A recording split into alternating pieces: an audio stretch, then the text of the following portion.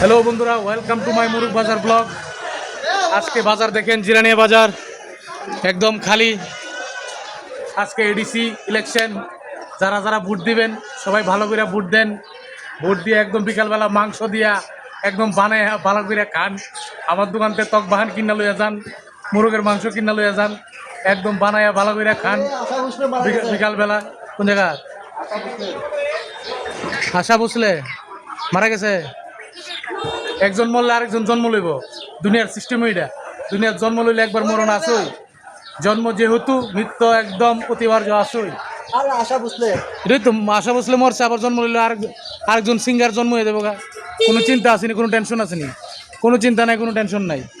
একজন মরবো, আরেকজন জন্ম লইব। জিরানি বাজার একদম খালি, বাজারে কোনো লোক নাই। শোর ব্যাপারী আজকাল কেউ আইছে না, মুরগ ব্যাপারীও বেশি আইছে না।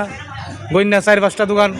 ওই দেখেন ল্যাংটা, এটা হইলো আমাদের বাজারের ল্যাংটা। কয়া কয়া লাভ নাই আর। চলে আসেন জিরানি বাজার, কোনো চিন্তা করো আজারে। জিরানি বাজারের মাংসটা খাইয়া যা রে, একদম সস্তা দামে মাংসটা খাইয়া যা রে।